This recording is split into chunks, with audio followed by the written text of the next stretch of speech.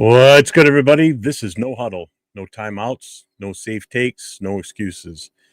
This show is built for NFL fans of all 32 teams, contenders, pretenders, rebuilds, and straight up chaos. If your team is hot, we want to talk about it. If your team is broken, we're really going to talk about it.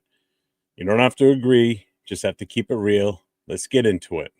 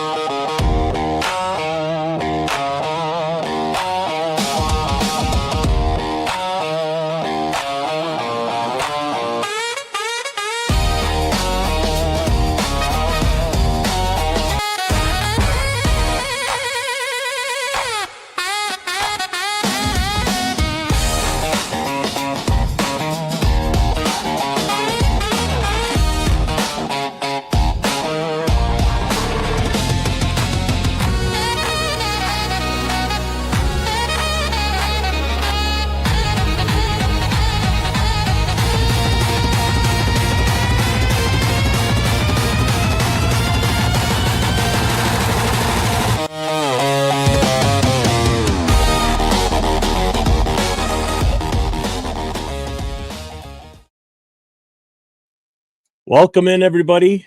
Friday night, No Huddle is now here, finally. The premiere show, or the premiere episode of the No Huddle, which is open to all 32 NFL fans. It's not necessarily a Raiders show. Yes, I'm wearing Raider colors. I am 401 Raider Jeff, known for my Raider football content, but I'm branching out. We're reaching out to all fans of NFL teams. Any one of the 32 teams out there that want to come in and talk their team, I will put the link up when someone asks for it. If they want to come in and talk about their team, we'll talk about the good, the bad, the ugly of your team. We've done enough of that with Raider Nation this past year. So it's time to get the fans involved from other teams in the NFL. I want to hear from you. I want to hear from the fans of the other 31 teams in the NFL. And we want to talk football. We want to talk about your team and what you think your team's worth. If your team's going to make the playoffs, if your team's on the cusp of making the playoffs, or if you just missed the playoffs. We want to talk about your coaching, your players. This is your chance to speak about your team. So tonight, yes, is the premiere episode. So let's hit the chat. Let's see who's here. So right away, we have Robert Pena's in the house with us. We have Sacktown Mike is in the house.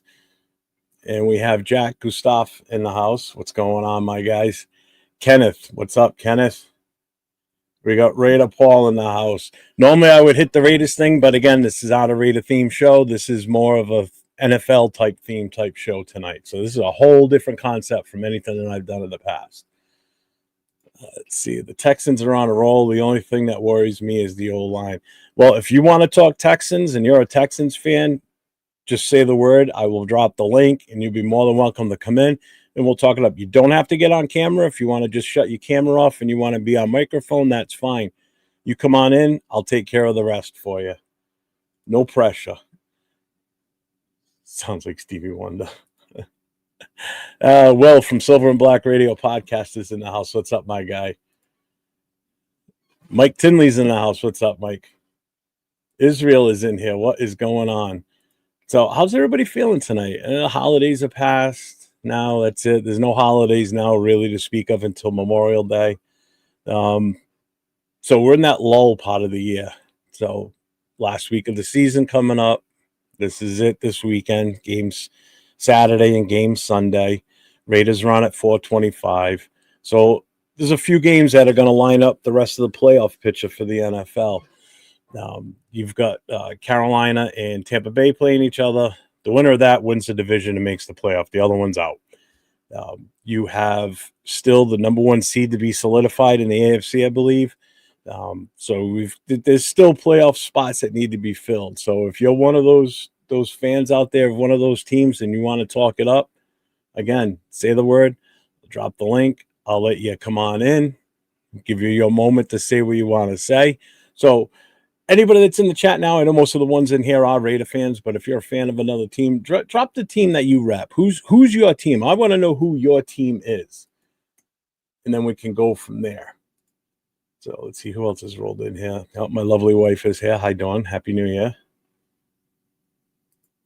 Yes, it is cold. It's very cold. The Northeast has been hit with some cold ass weather. So. Can't wait to get that BTA this weekend to secure the number one pick. Cold as hell here in New England. Yes, the Seattle and Kansas San Fran game will decide. They're both in the playoffs, but it will decide who ultimately. No, they're both in, right? Is that correct? Shit, now I got to look that up. I don't remember now. That's a good call. Let me see. Playoff picture. NFC. Come on. Let's see. Yeah, they're in. So it's a matter of who wins the division is what it comes down to. That's what it is. So if the 49ers win, they win the division. The Rams are already in. Yeah. So, yeah, the biggest one is the Carolina Tampa Bay. So winner is in, losers out. AFC side, only team that's not eliminated right now is Baltimore or Pittsburgh. Because if Baltimore wins, they take that division, and Pittsburgh's out, I believe. Yeah, Pittsburgh will be out. So, yeah, so those are the three main games right now. So everybody else in the AFC is eliminated except for Baltimore and Pittsburgh. And in the NFC, Carolina and Tampa Bay are the only two that still have to decide at that point what they're going to do. Let's see. How about Ole Miss? What about them? This is called No Huddle. NFL teams. What's up, Frank Weber? What's going on, my guy? Casino and San Fran both in. Yeah, win against NFC. Oh, against the first. Correct. You're right. Let's see who we got here. Bronco Jeff. My team is the Broncos. Full. Yeah, nice try, Hobo. Thanks. I appreciate the $2 super chat, my guy. What's going on? Should I call in since I'm a fan of another team? No, because I know who you are. Daniel Berry's in the house. What's up, my guy? Daniel Berry, what's going on? So I know this is going to take some time for this show to gain some traction and gain fans from other teams. So all I ask is anybody that's in here that's been following me for the last year and a half or so, just spread the word. If you know fans of other teams, tell them that there's a safe space for them to come in if they can want to talk to their team. Like, I'm not going to argue with them about their team. This is a chance for them to come in and show their passion. Just like for the last year or so, where I've allowed Raider fans to come in and show their passion for the team and come in on a Friday night and talk about the Raiders. It was that open mic format. This is a little bit different. There's going to be a little bit more structure to this, where I'm not going to be, having 5 or 6 people on here that are Raiders fans, talking. This is going to be more of like a team specific person coming on, talking their team. I'll ask them questions about their team. The chat can interact with them. So that's the whole premise behind this. So again, I know this is going to take a little bit of time to gain traction, to draw those fans in from the, from not opposing teams, but from the other 31 teams in the league. So I just ask any of my moderators that are in here, if fans are in here from another team and they, if they start saying like, oh, the Raiders suck, just ignore them, because we all agree that we're just awful as a team. The Raiders are not that good, so we can't really argue and say, no, we're great. If they get racial or, real nasty, that's one thing. But for the most part, I want this to be a safe place for them to come in and talk their team and not be afraid to say something. So don't be so quick to to just ban people or kick people out. So just keep that in mind as my moderators. Let's see. It's all right, Duncan. I just started. I've only been on for 12 minutes, so perfect time. Nice try, Hobo. I know it's you. This is also a chance to talk about other teams besides your favorite. And that's right. And that's exactly it, Frank. You know, we obviously don't know everything about all the other teams. And if somebody that's a fan of, say, I know you guys aren't going to like this, but if somebody's a fan of the Broncos and they come on screen with me and they start talking about their team, this gives us information and insight into their team and what they think about their team and what they think about the Raiders too, because we're rivals, you know. So this is a chance to, you know, let other people explore or express their opinions about their team. Been a fan of the Texans since the beginning. They were christened as a team on my birthday, September 6, 2000. Oh, nice. They look good this year. I mean, again, you want to come in and talk your team, just let me know, and I'll drop the link in the chat, and I'll bring you in. And, again, you don't have to be on camera.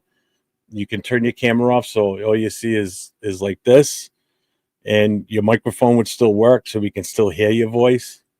So if you're up for that, I'm all down for it, man. That's awesome. Let's see, who else is here? Someone else just popped in. JP, what's going on, JP? How you doing? Good evening. Welcome to the show. Appreciate everybody here. Let's see. Ladies live home was fine. You know. No. No, accelerator. No. So again, anybody knows anybody, you know, by all means, share the link to the channel, you know, to the channel, have them come in, get in the chat. One of the things I just wanted to bring up that, you know, again, this is the first show. So anybody that just got here, this is the first episode for this format that I've switched to on Friday nights to pretty much open it up to more and more fans of other teams. I'm estimating the show will probably last anywhere from an hour and a half to 2 hours on average on a Friday night. So it's not going to be those marathons that I used to do on Friday nights. There's going to be a little bit more of a structured show where it's not going to go for hours and hours and hours, you know.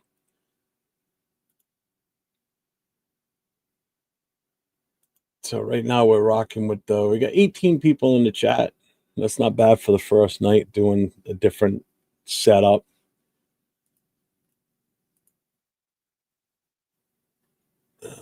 Because I know the hot talk right now. What does he say here? We got to help you promote this. Simone Raider has connections because he does the AFC West roundtable. Could reach out to him. I mean, I want to build this organically, you know, just by you guys sharing links to let people know that this is an option. The promo stuff that I've done to get the show name out there, the format out there.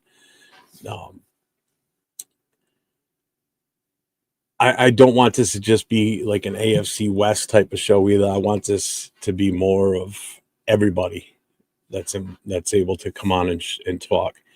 I do know that Randy N., who's a Broncos fan, said he was going to be on tonight, so I'm kind of hoping he pops in because I will bring him on. If Trippy Soul shows up, he's a Steelers fan. He's got a lot riding on this weekend. That's why I'd like to have him if he pops in tonight. I was kind of hoping he was going to be here. I haven't heard from him.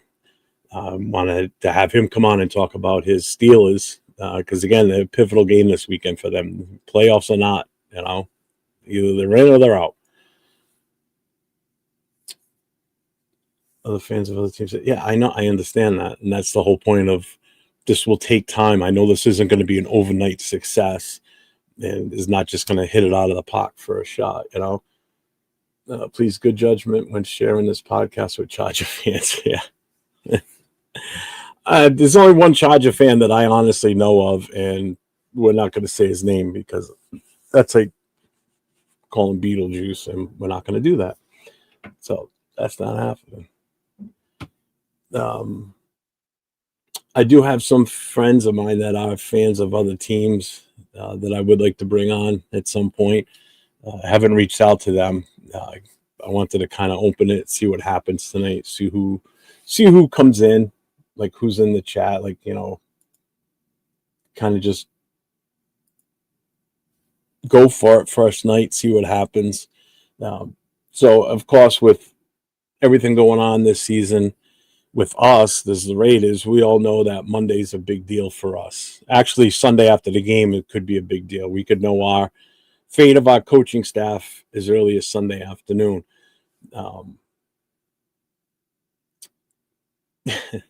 As early as Sunday afternoon. If not, hopefully by Monday we find out what direction we're going. And then I know a lot of people have been asking me today, especially, who do you want to, who are you looking for in the draft? What pick do you think? And actually, a couple of people I actually answered. I said, talk to me after we make the decision on Pete Carroll, because as long as Pete Carroll's here, I don't feel comfortable with giving him a rookie quarterback because he's got limited time here. He's only got 2 more years guaranteed on his contract, and that's not something that I look for as an advantage to bring in a rookie quarterback. I just don't see it. He's already said himself before the season started, I'm not here to develop players, I'm here to win. Well, we all saw how season 1 with him went, and that winning side of things didn't go anywhere. 2 wins. We regressed overall as a team from last year when we had 4 wins. So we regressed by 2 wins, and the playability of our players in the field was horrible. So I can't honestly sit here and say, yes, I want Mendoza. Not if he's here. If we replace him with a young offensive-minded head coach, like say Clint Kubiak, I'm all for it. Then go for Mendoza, but you better make sure on free agency you pick up that offensive line. Let's see. Ian Thomas, support a good host with a good platform. I appreciate that. Again, anybody that's in the chat that's not a Raiders fan, shout out who you support. Who's your team? I want to know who your team is. I know Kenneth is a Texans fan because he's already said that. He said that right from the get-go, so I appreciate that. So now I know Kenneth is a Texans guy. I can relate to you Raider fans because I have had people tease me for being a Texas fan, but I keep believing. And that's what you got to do. If you're a fan of a team, you can't be a fair weather fan. We've had Raider fans that said, well, I'm done with them. And some fans have moved on from the Raiders. Well, that's fine. You can move on. But when the time comes when we start getting better again and start turning into something, don't come crawling back and jumping on the bandwagon because there's going to be no room. We're going to boot you off. You stick through the good times. You stick through the bad times, too. Look at me. I've been a fan since 1975. So I've been around the block. I've seen the really good years. I've witnessed all 3 Super Bowls that we've won. I've seen us lose Super Bowls. I've seen us have some good years, even though we didn't make it to the Super Bowl. But I've also been around for the last 20 where it's been just awful. We've had 1 good or maybe 2 good seasons in the last 20-something years. So you got to take the good with the bad, Plus, Kenneth, your team is still considered a young team, like new to the league. So you've got time. You've got something this year. The Texans look legit, even though we almost beat you guys a few weeks ago, which still boggles my mind how we almost didn't. We almost won that game. Take that pick 6 away, we win that game. And that's Gino's fault right there. That's all Gino. What's up? I'm not bueno. How you doing, brother? Yes, Texans fans exist. There's a few that I know of. So, yeah, that's why I can't sit here and come right out and say that's who I think we should take. But here's the other thing. If for some reason we don't solidify the number 1 draft pick, but yet we still make a coach change, and now everybody's like, all right, this is the guy that we want as the coach. This is the guy that we want to take us into the future with Mendoza as our quarterback. What still scares me is the fact that if we don't solidify that number 1, it may not happen. It may or may not happen. Meaning Jets have a lot of draft equity that they can move up to that number 1 spot. And if they so desire that they think Mendoza's the guy for them, granted, they still need to figure oh no, they got a head coach. That's right. I'm thinking the Giants, my bad. But the Jets have the ability to move up. They could take that number 1 pick. if they offer the right thing to the Giants. If it's the Giants that end up with the number one, because the Giants have set a quarterback with Jackson Dott, then they're not going to be looking for a quarterback. So if they're willing to move back a couple of spots and gain some equity from the Jets, very well can happen. And then there goes that. Now we got to either make a different choice for a player or we got to draft a different quarterback. So there's so much involved in this. And then it comes down to, is Mendoza the guy for whoever we bring in as the head coach? That's the other thing you got to look at. It's not, you can't just sit here and say, we got to take Mendoza because he's the number one overall, but you got to think about who's going to be the play caller, who's going to be the head coach, who's going to be offensive coordinator, who's going to have the impact on this kid. Because let's face it, if it's Pete Carroll, last thing we want is that, because you're just going to kill this kid's confidence. Because if they do rush him out there and they do stop playing him right away, if they don't address the offensive line, we're bound for a repeat of 2025 in 2026. And I don't want that. I don't think anybody wants that. Let me catch up here. What's up, Brandon? How you doing, brother? Kenneth says, amen. I remember one of my favorite Texans game was the first playoff game they had against Cincinnati. I mean, they did it right a couple years ago when they drafted C.J. Stroud, and then they drafted, what's his name? The defensive, my God, why am I drawing a blank on his name? They were just at the right point where they had the right picks and the right timing in the draft to do what they did, and they did it. Yeah, Happy New Year to you too also, Brandon. Yes, Happy New Year to everybody that's in the chat if I haven't seen you yet. I was on New Year's Eve. I was on with Jay, Just Raiders Baby, and I was on with Will for a New Year's Eve special, basically. But I haven't been on since, so this was the first time I've been back on since New Year's Eve. What's up, Neil? What's up, my brother? Coach change, definitely. I hope so, but we still got to look at it. What if we don't change coaches? That's the problem. I wonder if Jets keep Aaron Glenn. I can't see them getting rid of him. You're going to dump him after 1 year? I mean, not for nothing. I mean, they gave away two of the top defensive players on that team. Quarterback issue from the get-go for them. The team's just – they didn't have much to work with to begin with. So I can't see them firing him after year one. No, I just don't see it. Still a Raiders fan. Been with them since the snake, and it's time to make some better decisions on a lot of things. I think they should go after the Vikings defensive coordinator to be head coach. See, I want an offensive-minded head coach for the Raiders, especially if we end up drafting a quarterback. I want that to be a young offensive coordinator that becomes the head coach. That's what I'd rather have. I would love anybody from the McVay tree or even the Shanahan tree. I'm fine with that. Yeah, Will Anderson, that's the one. Thank you. Happy New Year. What's up, Dante? Coaches come and go. Draft Mendoza, build the O-line through free agency. Even if Pete is there for another year, don't pass this kid up. Not if Pete's here. I just don't see it. It's just not going to work.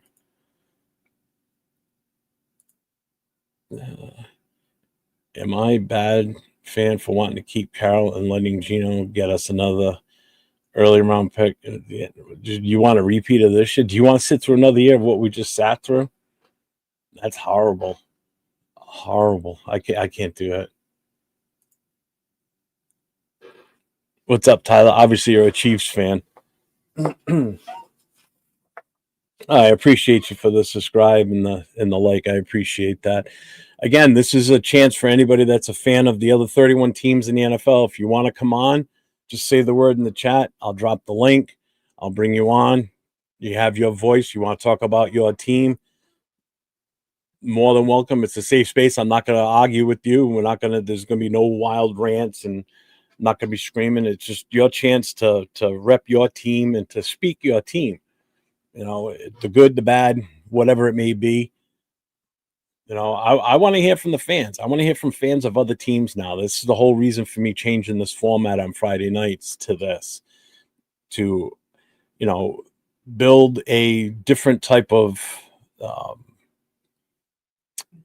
fan base, like, one where there's multiple fans of different teams in the chat talking about their respective teams, and you get input from other fans of other teams. Like, there'll be a majority Raiders in this chat, but as time goes on, hopefully it builds up to where we have more of an equal type feeling on this, where there's multiple teams in here at the same time talking about their team. Let's see.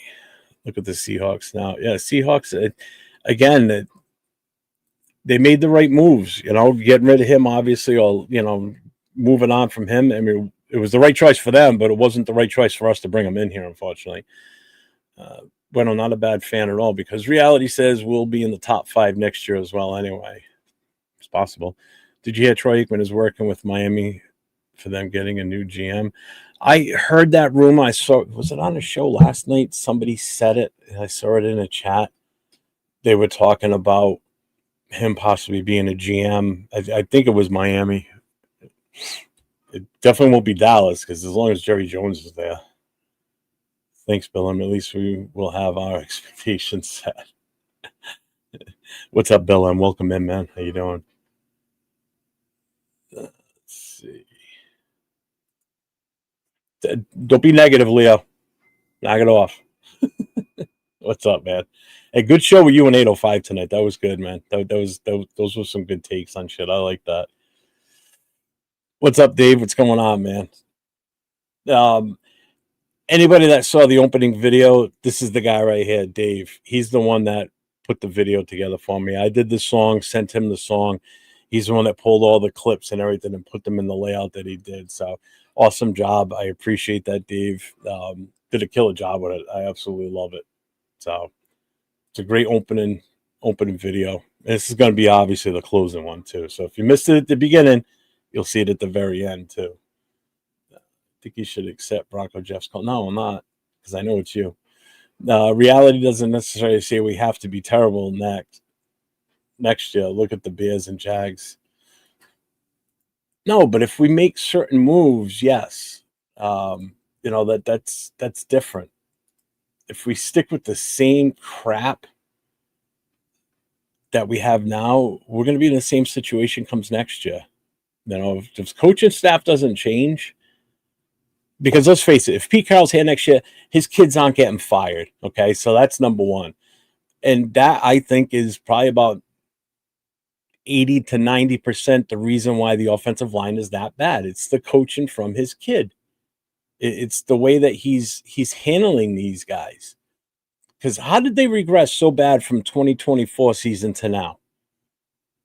They didn't change. They're the same guys that we had last year. The only addition that we added to the offensive line this year was Kappa prior to the season starting. And the Forsyth, we only brought him in because Colt Miller went down. So the only guy that we brought in was really Kappa. So you mean to tell me because of that one guy coming in, the offensive line was that bad overall, all around? No, it's got to be the coaching and the system that they were running, and it didn't work.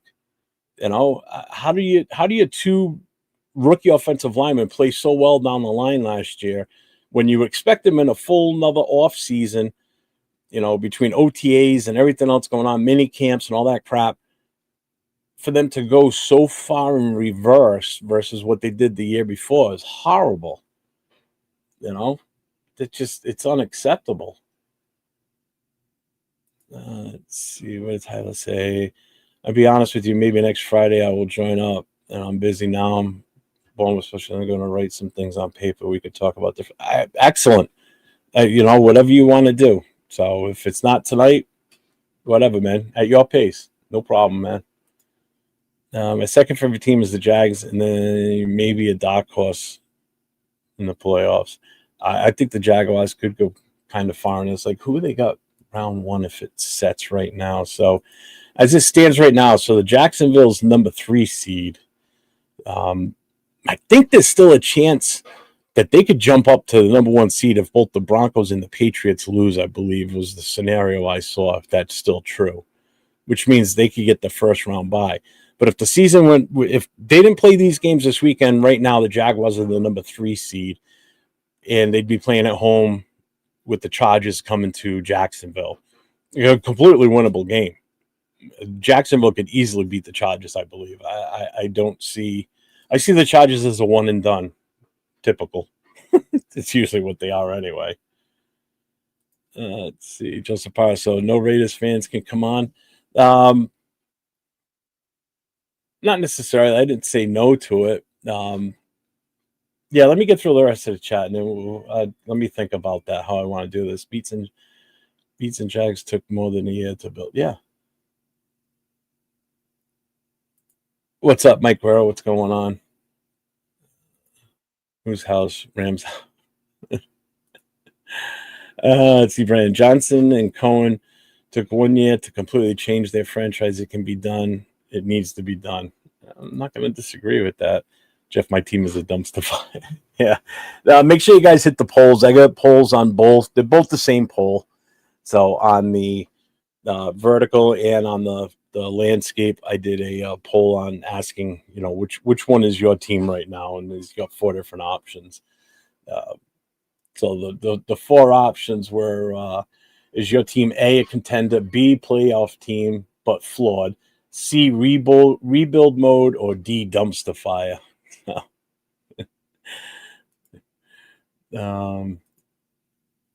There we go, Steelers. Here we go. Yeah, see, Jags can be a scary team. I really feel like they can. We certainly have a good game to watch tomorrow night. There's going to be some good games this weekend. Well, there's somewhat, you know what it is? I like it when the games mean something, and it's not to the point where it's like, 2 teams that have, like, say us, for instance, us and the Chiefs. Neither team has anything to play for as far as, like, playoffs or whatever. The only thing that we've got on the line is if we get the number 1 pick or not. So, teams sitting players and such. It's just, it just makes for a watered down football game, Raider. Clint Kubiak is considered for interview head coach for Raiders after first playoffs are over. If Seattle wins and have a bye number 1 seed, we can interview Clint Kubiak. I am all for. I hope we do.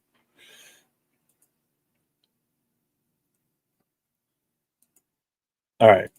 So here's what I'm going to do. I'm going to put the link in the chat. But here's the thing. Before I hit enter on this,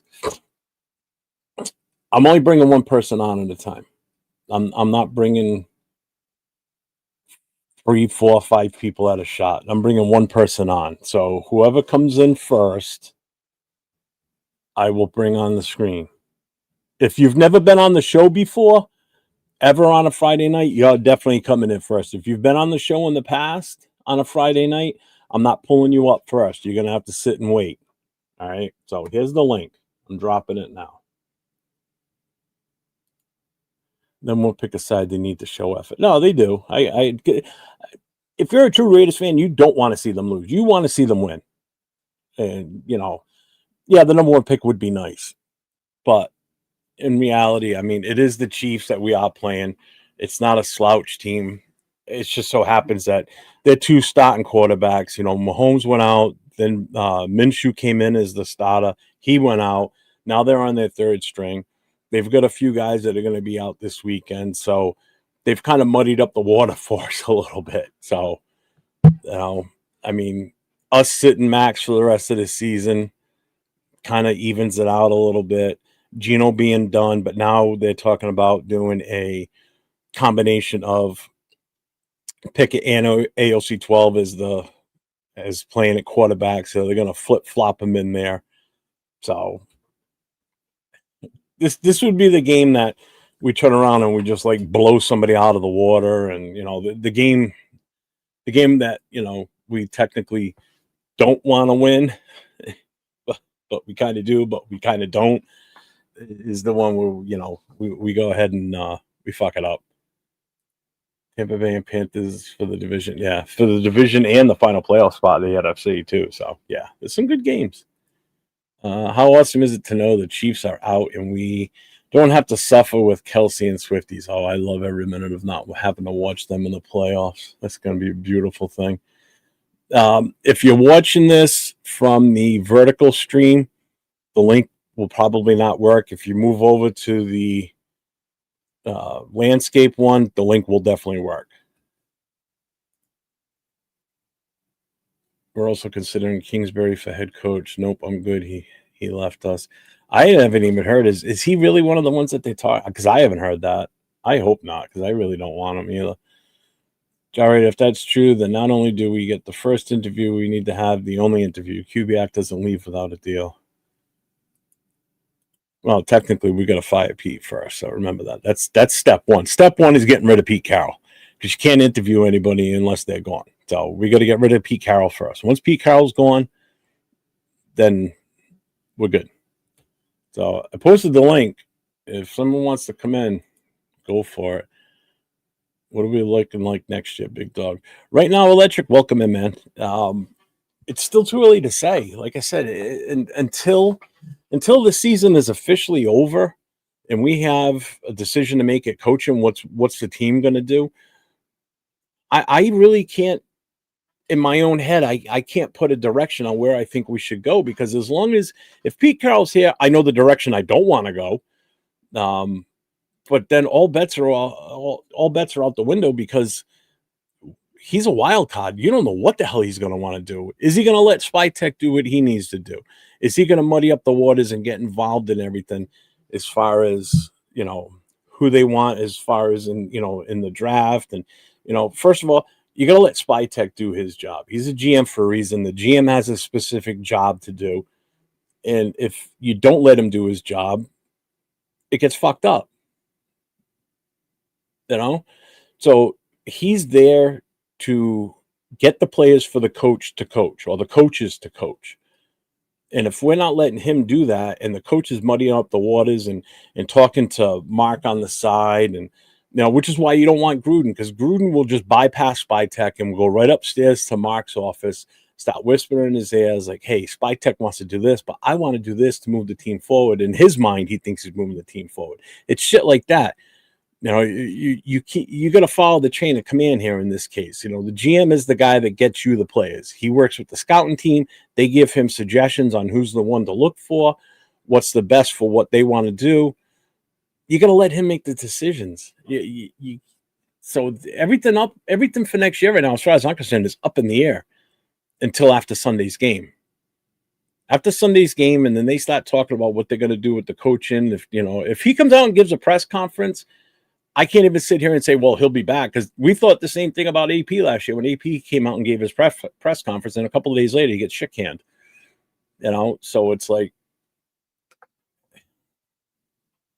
so that is a tough question to answer.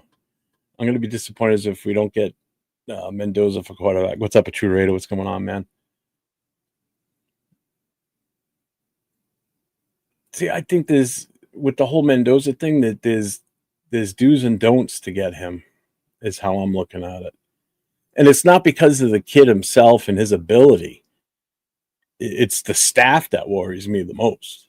That's what does it for me. That's why it's tough for me to sit here right now, as is, to sit here and say Mendoza's our guy. Not if Pete's going to be here. Sorry.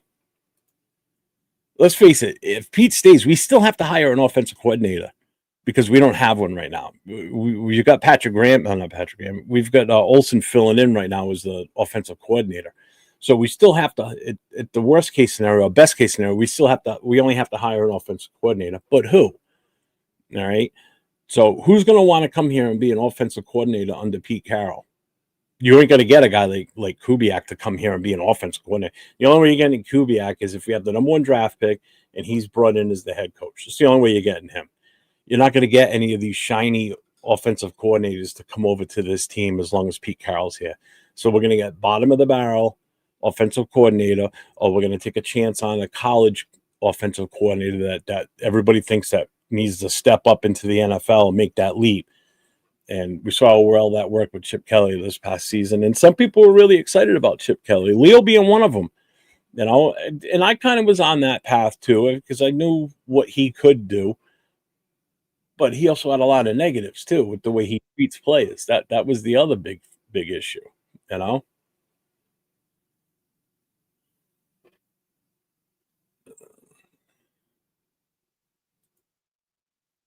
Give me 1 second here. I do have somebody backstage doing a good job now. Thanks. I appreciate that. Let's see. You think we keep Crosby? We're probably going to keep him, but I'm sorry if teams come calling and they have a great offer. You got to kind of listen. You got to weigh all the options here. You got to think for the future going forward. It's not so much.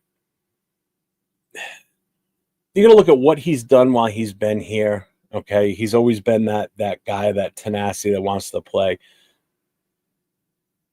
But you got to look at the big picture. You want to move forward and build this team going forward. Is he the answer to stay here? I don't know. So we have JP. All right, so I will bring you on. Can you hear me? Yeah. Oh, wait a minute. I'm on single setup. If I can figure out how to turn my camera on.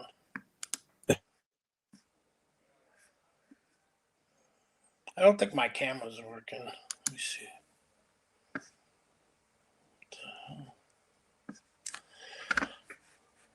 If Pete stays, Mendoza just stay in school, man, and wait another season. See, that's what I'm saying. Not sure if this is working. If it's not, that's not a problem. Like I said, if people don't want to be on camera, that's fine too. I don't have a problem. As long as I can hear your voice and the chat can hear your voice, we're good, man. So what's up, man? What's up? Well, obviously I'm a Raider fan, so and I've come on your show quite a few times, made some comments. I'm with you on the firing of Pete Carroll. I however, kind of on the fence when it comes to drafting a quarterback, number one overall. I do think that the Raiders need to. I went to watch the game yesterday with my family. I did like Mendoza. I'm just, we just have, and you brought this up, we have so many holes on this roster. With between the offensive line, the defense, I think it would be real tough. But also at the same time, when is the next time we're going to be able to have a chance to draft a quarterback this high? So, and we've made bad selections in the past. This is the last 5 to 6 years why this roster is so bad. It's not just Pete Carroll's fault. Pete Carroll's really taken the blunt. Did AP last year and Josh McDaniels, to be fair. I mean, this has been I think we're about the same age. It's the last 20 years has been rough. And if you look at the draft, the draft by the Raiders over the last couple of years, it's been awful. I mean, it's really hard to find anybody. Well, and that's and that's the one thing that will help bring somebody in now too, is if we do solidify the number one pick and they know that they have, obviously they can take whoever they want as long as that person, whoever the head coach is in Spytech, if they're both on the same page, which is why it's very important that it's Spytech that handles hiring the coach and not Mark. It has to be Spytech's decision. And if it's his decision, he's going to go with somebody that he knows he can work with to progress the team instead of holding them back and not worried about if this guy's going to go around him and go right to Mark. And, so it's got to be somebody that they're both on the same page and pushing this team into the right direction. And also having the number one pick is a huge thing, because right away they're both going to, because part of the interview is going to be, all right, we got the number one pick. I'm interviewing you as the head coach. What is your thought process on what you want to contribute to that first pick? Where do you want to see us go and grab with that number one? And if him and the coach are both on the agreement that I can build a hell of an offense around Mendoza doing X, Y, and Z, and they both converge on this and they're okay with it, then all right, then that's the way it should be.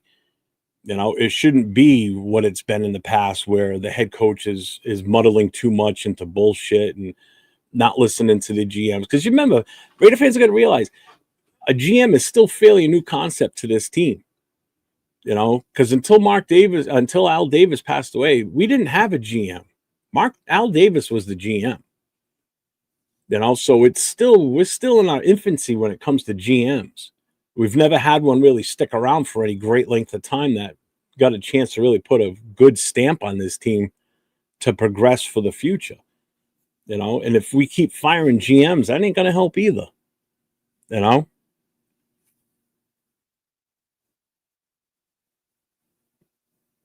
So I don't know, man. I can't wait till Sunday's over. As much as I hate saying it, because it's been a long season, man. It's been a long season. But we got to see what happens with the. Oh, we lost him. We got to see what happens with the coach. You know, with the coaching at this point. I just realized he disappeared off the screen. Let's see. Would the fans be more mad at drafting an OT instead of a QB? The majority of the fan base would be. I'd be happy as a pig in shit, but not at number one. Absolutely not at number one. If we're gonna go anything other than the quarterback position, then I'm trading out of that spot and move back a little bit in the draft. Because to take an offensive lineman at number one, I think would be the wrong move, especially if we can get something of value for that number one pick and help add more picks to this draft and build more. Because there's some talented players coming out of this draft. There's no two ways about it. You know, that's what I would rather do. If a team offered 2 first-round picks for Crosby, the Raiders would be crazy not to take that. Absolutely. I don't care if it's I mean, the Jets have multiple first-round picks. I think they got 3. But if we got a first rounder this year and a first rounder next year, oh, hell yeah.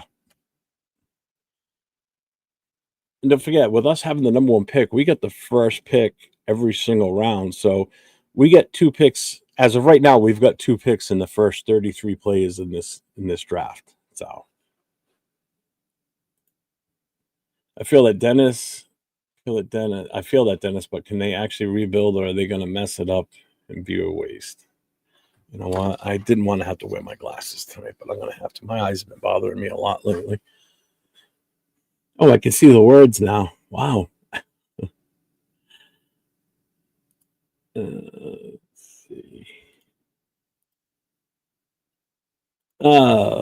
Marcus Banks, what's up, my guy? How we doing, brother? Let's see. Ruggs up for parole this year. Ruggs ain't getting out. They put him back. He went back in. He was acting in a halfway house. He screwed up. They pushed him back. He's back in regular jail again, I believe. Don't take the trade. We want Max. Who wants Max? You must not draft O-line in round 1 in the top 2. Exactly. Never, ever, unless you are a spotless Super Bowl team looking to repeat. Yeah, we're not in that. Yeah. And that's why I said if we're sticking with the number 1 pick and we're not going to draft a Mendoza, then I'm not taking an offensive lineman with the first pick. Hell no. Absolutely not. I would definitely trade back. I would not trade. I would trade Max if Jets offer me the 18th pick of 06, the first of 27, and pick. Because Jets will be asked. Oh, yeah, definitely. Well, don't forget the first round pick that they have an extra first round pick next year, too. And it's the Cowboys one. That's the one they're going to give up. They're not going to give up their own first rounder next year. They're going to give up that Cowboys pick. And that Cowboys pick would be the middle of the pack in that first round, more than likely. Unless we pray to God, to the football gods, that they absolutely suck. You can get more picks by trading down. Raiders do have pieces, but need more line help. A young QB is not the answer. Maybe go get Flacco. Yeah, that came up the other night too. I think it was it Tuesday night show that came up? Oh yeah, it did come up Tuesday night because James and his infinite wisdom of talking about the free agent QBs that are available for us, and he read the list, and I warned him before I read the list. I said, don't read the list because it's a horrible list of free agent quarterbacks that are available going into next year. And he proceeded to read the list. And the free agents are absolutely god awful. I don't even want to read them out loud. Flacco was one of the ones that he mentioned too, and I'm like, nah. Having the first pick in each round is the most intriguing thing. Finally, an advantage. Yeah, if we can use it right. Dudes think the draft will help us. We've had good draft position nearly every year since so far. It hasn't helped. And that's the other thing. This is the one thing. Jared jumped off the roof again. Excuse me. This is the other thing that Raider fans have to get over. That kind of actually it gets me a little pissed off in a way. When they sit there and say, well, we've never been good at drafting with first round picks, or, we've never been good with rookie QBs, or we've never been good with this. You got to get off of that, man. I know I've said it about how we can never stop a tight end, but that's a legit thing too. I mean, that happens every year. But you got to give current regimes a chance to prove their worth. If we're going to keep Spy Tech, which we should, I don't think we should be getting rid of Spy Tech. Coaches, hell yeah, I want every single coach gone. But if you don't give these guys a chance to see what they can do, and we're so quick to get rid of people right away, and the fan base has a lot to do with it, because as soon as you don't like something that coach did, or the GM, whatever, everybody's like, fire him, fire him, fire him. His draft picks were horrible. You got to give some draft picks a chance, man. Did we reach on Betch? Oh, hell yeah. That was a bad pick. Thornton, fourth rounder. We probably could have gotten him way later, to be honest with you. The offensive lineman, I'm glad they addressed it, but we should have addressed it sooner. We could have gotten some much better talent to the point where they probably would have been starting sooner in the season, if not right from the get-go. So you just got to give guys. You got to give people in the front office a chance to do something before you sit there and right away just shut things down and say, we've always been bad at this, we've always been bad at that. It's also a luck of the draw too. You remember, man, there's a lot of times it's not just us. Look around the league. There's first round picks that don't pan out for other teams too.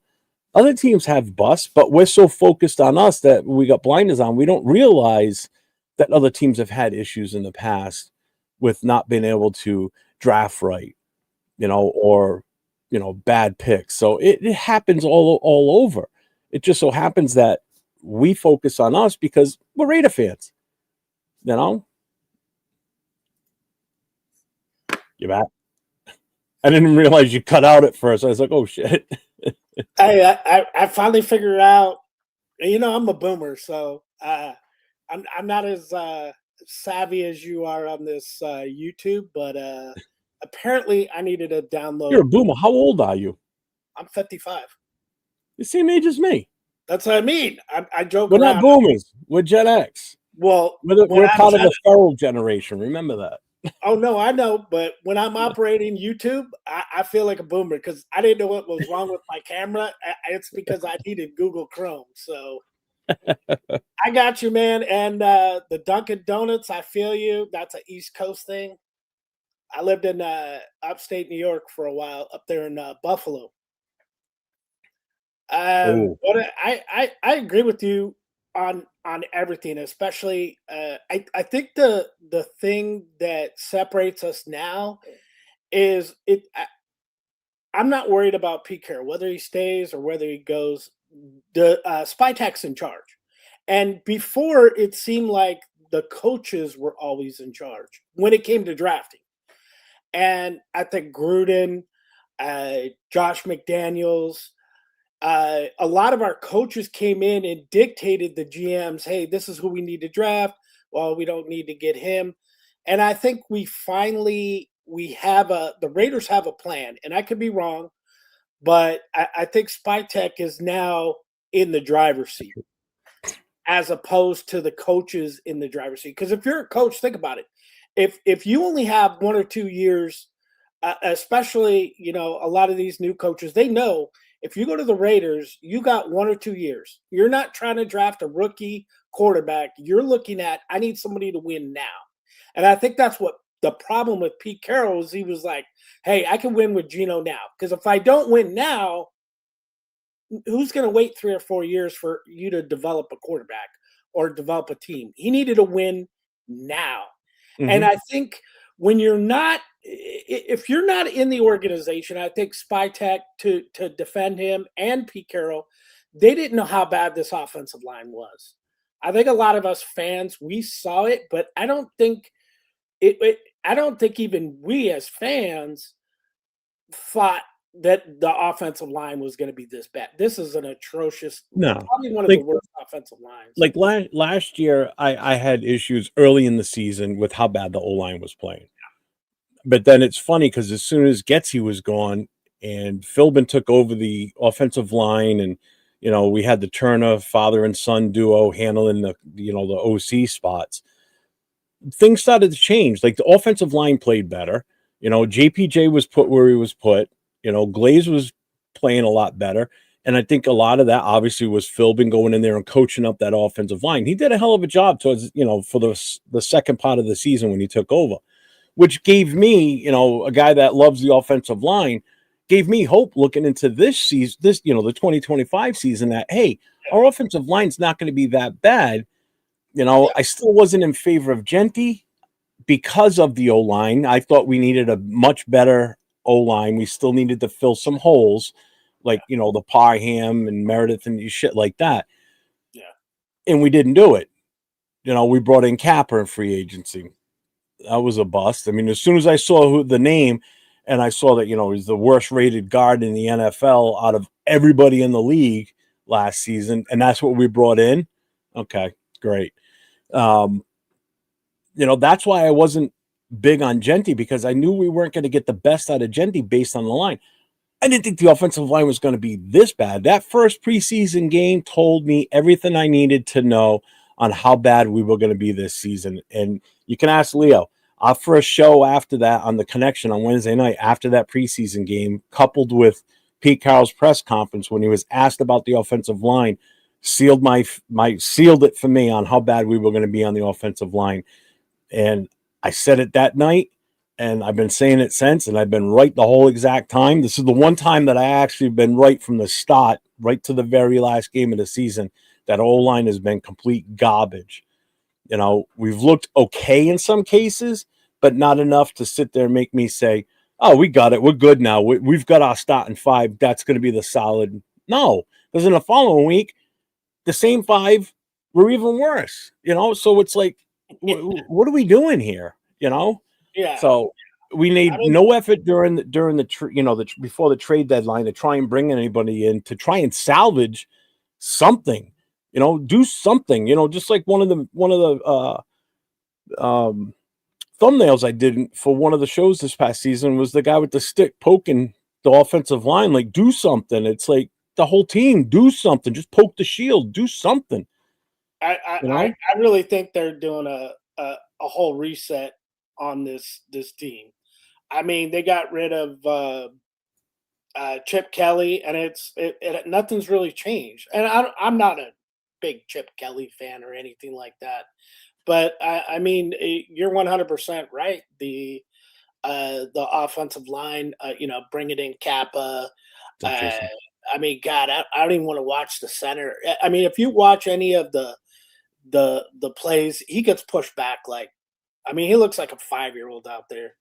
I mean, he just gets pushed back, and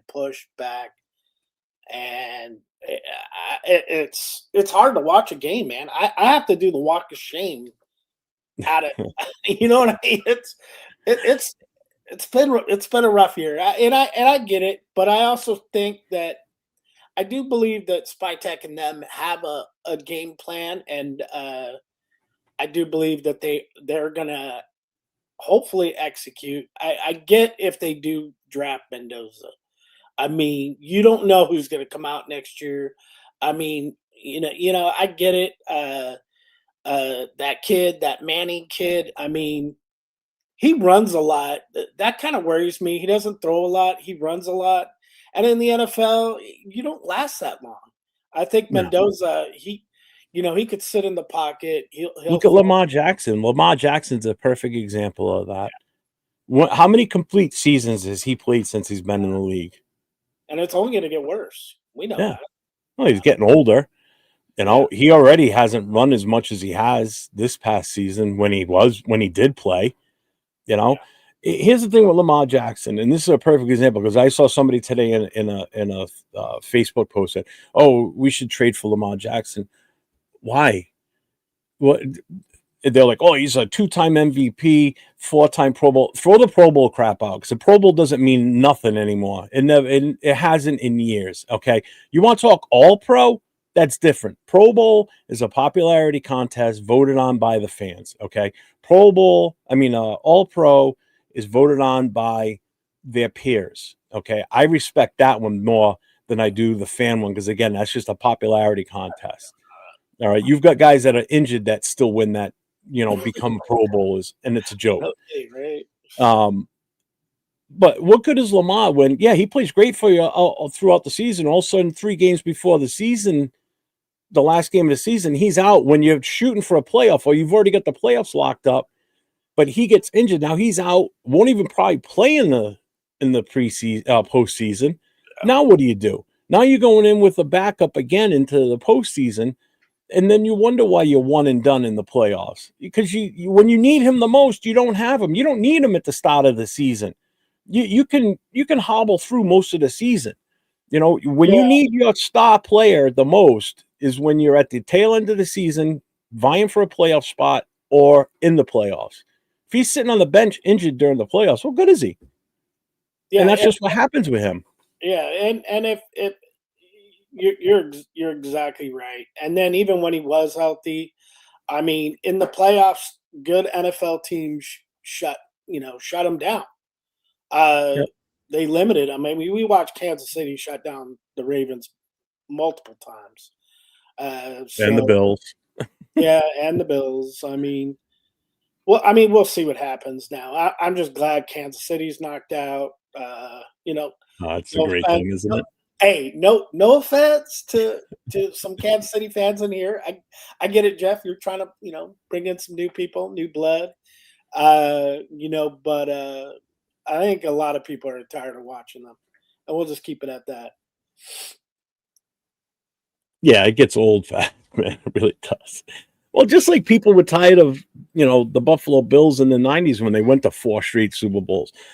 That with them, though, that was by the time their 5th year rolled around, they were just so. You lived up there during that time, right? Yeah. So look, no. After they had lost all the Super Bowls, this was in the early 2000s. So 2007, yeah. So they had already. Well, people forget, and people are like, well, they were just worn out. But yeah, they were worn out because think about it. In 4 years, they went to 4 Super Bowls. That's 4 years worth of playoffs. If you look at, and I told it up one day, if you look at the number of playoff games that they played in that 4-year time span, that added up to another whole season. So in 4 years, they played 5 entire games worth of seasons. So they played 5 seasons worth of football in 4 years. That's a lot of wear and tear. Every year they're playing X amount of games beyond the regular season. Add on the Super Bowl to that, 4 years in a row. So by year 5, these guys were spent. Their best shot to win it was the first year they were in it. After that, you could see the difference in the team and how they were regressing. Different mistakes would happen. And it was a different NFL back then. I mean, the Cowboys, the Niners, they were able to keep a lot of their players. They didn't have the cap restrictions that you do today. I mean, it's a different era. You're right, Ben. Kansas City. Denver's gonna. Hopefully, Denver gets knocked out early. Yeah, it would be nice. I want to, in all honesty, I want to see Denver lose this weekend. Obviously, I want to see the Patriots lose because living in New England, I absolutely hate the Patriots. And I want to see Jacksonville win because I want to see Jacksonville jump up to the number 1 spot. And good for Jacoby Myers, man. I'm psyched for the guy. I really am because he went from a complete horrible horrible situation here in Vegas with the Raiders to a team that's winning the division hands down, gonna possibly could compete for the number one seed, and I think they're gonna go a little bit deeper into the playoffs than a lot of people think. So good for him, and he got the contract. So God bless him. I always liked him. Yeah, I liked it when we got him because I knew what we were getting. I knew what we were getting because of his time here in New England. I got to see that.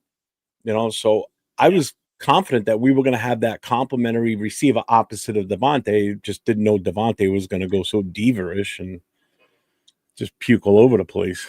Yeah, I mean, I get it. That aside, I think, over the next 3 years, anyways, I think it's going to take the Raiders, to be honest, 3 good solid years to really build this roster.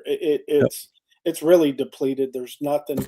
I mean, you have Max on the other side, and he's given his heart and soul to this team, and he's really spinning his wheels. I mean, it's kind of like, he's spinning his wheels. He's going 100 miles an hour, doing Max things, spinning his wheels, and everybody else on that team is just on that defense side of the ball.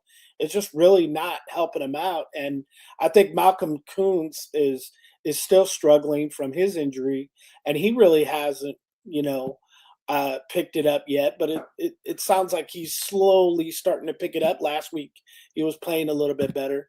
But let me ask you a question, and this is something maybe even people in the chat may be able to answer. If you had your pick, who would you like to see lose? And you could only have one of them, Denver or the Chargers in the playoffs. Who would you like to see in the first round be out? Denver. No, San Diego. Chargers. I want to see Denver out. I want to see Denver out. Because I think the Broncos will do it to themselves, but I think the Chargers just don't have it. I don't think they can compete. I don't think the Chargers have the team. They just don't. Randy, I see you, brother. Randy, if you want to come in, I'll drop the link again. If you want to come on and talk your Broncos, by all means, I'll be more than happy to have you come on here. So that's what the whole premise of this show on Friday nights is again, to bring in fans from other teams in the NFL, not just Raiders fans. So kind of opening this up to anybody and everybody, but it's just going to be one person at a time on the screen. I'm not going to have a screen filled like we used to on Friday night mic drops. That I'm done with that. After a year of doing that, it was a little too much sometimes. Maybe in an hour, dude. I'm only going to be on for 2 hours doing this show on Friday nights. So I get it. Yeah, whenever you need to drop me off, let me know. Drop the talent, yeah. Sorry, Randy. I know you're a little grumpy because I didn't shout you out right away. He's been in the chat for a long time on Friday nights with Chris and I. He's actually been on with us on Friday nights way earlier in this last year. Ben, I hate San Fran and Denver. Yeah, see, like I know a lot of people have, anybody that's a Oakland original or from Oakland. I get the despisement of the 49ers. I get it. That's like when people ask me who do you despise the most in the NFL, and they expect me to say the 49ers or any one of the other 3 teams in AFC West, but that's not my case. I despise the Patriots more than any other team in the league, even more than the Chiefs, the Broncos, and the Chargers, because living here in New England during their run was enough to just, it was rough. Because the worst part about it, if we weren't the catalyst for them becoming what they became in that time frame, it probably wouldn't hurt as much. But because it was our game in the snow, that stupid tuck rule, and all the crap that went with it, and then all the bullshit that I had to listen to through all those years, that's what just instilled in me my just dislike for that team. And not all fans, because obviously my mother's a Patriots fan, so, that's fine. But it's all the obnoxious ones that came out of the woodwork that weren't fans of the Patriots before, and as soon as Tom Brady left, they all flooded away. They all became Tampa Bay fans. That was the other thing. They followed Tampa. They followed him to Tampa, and now that he's part of the Raiders, I got some of them saying, "Oh yeah, I like the Raiders." No, you don't. No. Because I know what you liked beforehand, and I know what you moved on to when he left, And no, I'm not allowing you in. You're out. I just can't do it. You Yeah, know? That's the shit that just I bugs me, get it. man. I get it. Well, if you live here, I live here in California, so there's a lot of those 49. That's how it is here. There's a lot of 49er fans that when they're winning, you'll see nothing but Niner fans, not bang bang Niner gang, whatever. But as soon as they start losing, have losing seasons, they disappear. You see it all the time. One thing I'll say about Raider fans is See, Randy hates the win Chargers. or lose, though you'll see Raider fans wearing Raider gear here, especially here in California. I mean, even this year, as bad as we've been, you always see somebody repping a Raider jersey, a Raider hat, a Raider T-shirt. We rep no matter what, and we're horrible. This has been a bad year. It's been a bad year, Jeff.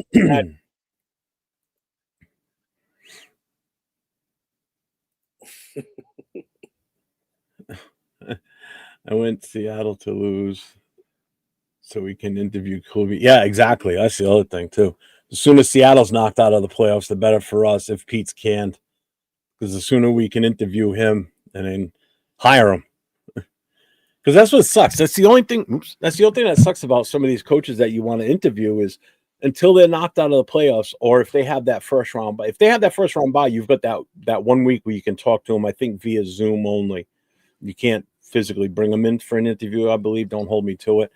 But then as they go further in the playoffs, you're pushed back, and what ends up happening is if they make it to the Super Bowl, you're even more screwed now because all these other teams are making these hires as they go along that need coaches. You lose out. You know, you might lose out because meaning if he doesn't want to leave Seattle, which is hopefully what we'll find out right away if he wants to leave or not. If he has no aspirations of leaving Seattle, but we don't find out until after the Super Bowl's over, if they make the Super Bowl, we already lost out on any other coaches that have been hired that might have been possibly on our list too.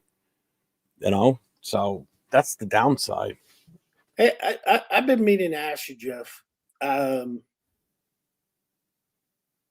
Something that I've been noticing on ESPN, some of these sports channels, even some podcasts, NFL players that have kind of made some comments about Tom Brady. He needs to either be all the way in or all the way out. Have you seen some of that? Yeah, and I agree. I agree with the 100%. Because with him being in his position with Fox, he's limited to what he can do because he's part owner of an NFL franchise. Doesn't matter that it's the Raiders. It's that way with any team. So, which kind of surprises me about that means Troy Aikman, if he's seriously considering that whole move to be the GM at Miami or whatever type of, if he's going to be part owner or whatever, that means he's giving up his Monday night gig. Or, if he's going to be GM of a team, he has to give up that Monday night gig because he'll never be able to do his GM duties. It's just not going to happen. Can't do that because when you're like in Brady's case, he can't go to certain pregame meetings, like those production meetings and everything. He has to do a lot of stuff by Zoom. Technically, he's not even supposed to be in the locker room at Allegiant, from what I understand. I don't know how the exact breakdown on the rules for it, the NFL rules. But I know his interviews and such that he does for the pregame stuff. There's certain things he can't be privy to, I guess. So yeah, so he's not able to do his fullest job because he's still doing that on the side too. So like if he ends up having to do a Raiders game, he can't go and talk to the other team's players before before our game. Like say it's the Chiefs. Say they were doing the Chiefs game this weekend. He can't talk to the players and the coaching staff of the KC team because he's part of the Raiders, and they may say something that he can use against them by telling Pete or whatever. So I kind of get that, but he needs to pick one or the other. If he's going to have all this heavy involvement, as they say, that just puts a spotlight on the Raiders from the NFL. Another reason for them to keep an eye on us a little bit more. And I don't like that. We're under the spotlight enough as it is. We don't need any more shit. It seems like what's up, Raider News? either they're egging him on, they're blaming him. Something that I kind of thought that was interesting was what's coming out next year in the movie theaters. Oh yeah, the Madden movie. I'm actually kind of excited for it. Just sucks we gotta wait till Thanksgiving. And who else is in that movie? Al Davis, right?